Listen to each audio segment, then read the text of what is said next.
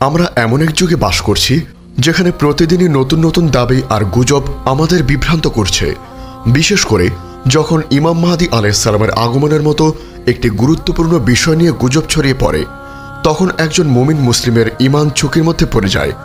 অনেকে বিভিন্ন দেশে বা অঞ্চলে নতুন নতুন ব্যক্তির আবির্ভাবকে ইমাম মাহদী আলাইহিস সালাম হিসাবে দাবি করেন।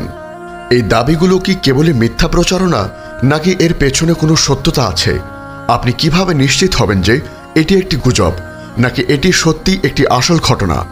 যদি এই বিষয়ে আপনার সঠিক ইসলামী জ্ঞান না থাকে, তবে আপনি হয়তো ভণ্ডদের ফাঁদে পড়বেন এবং সত্যকে মিথ্যা থেকে আলাদা করতে পারবেন না। আজ আমরা ইসলামের সুমহান শিক্ষার আলোকে গভীরভাবে জানব ইমাম মাহদী, অদ্ভুত হারানো হাদিসের খোঁজের রহস্য। প্রকৃত ইমাম মাহদীকে চেনার উপায় কি?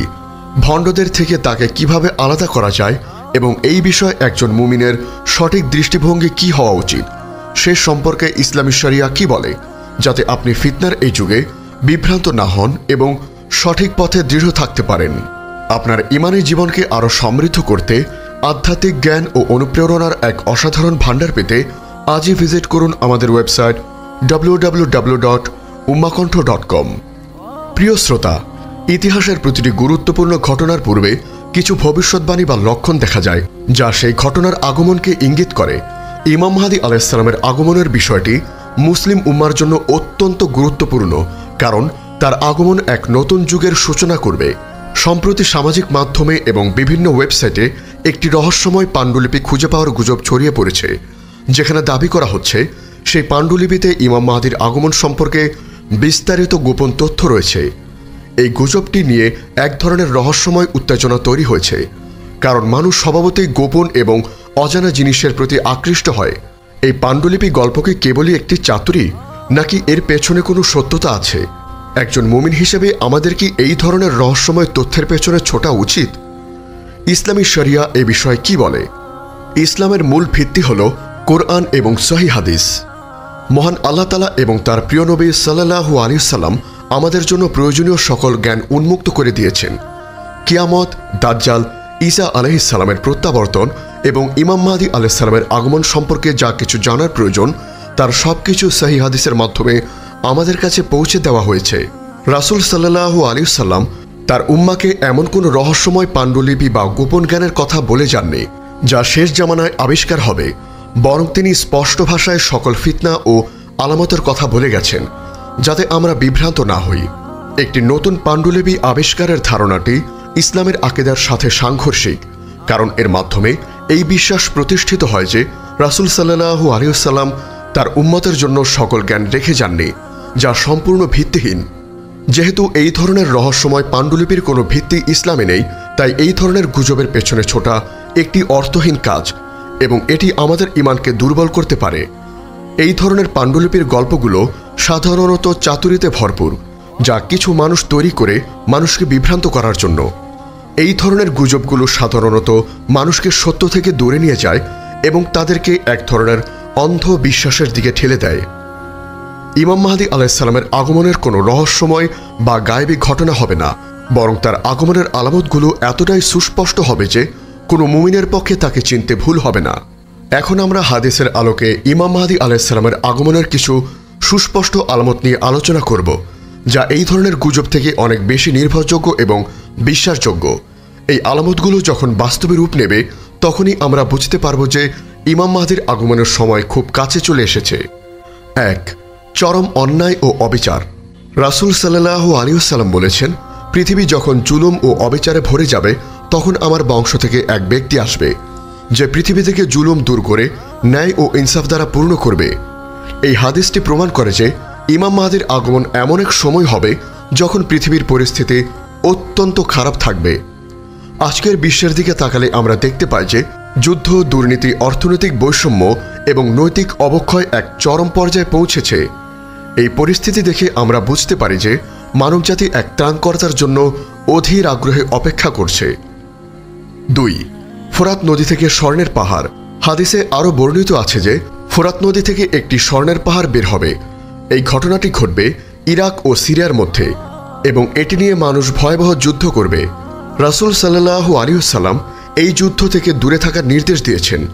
আজকের দিনে আমরা দেখতে পাই যে ইরাক ও সিরিয়ায় ফুরাত নদীর পানি অস্বাভাবিকভাবে কমে যাচ্ছে।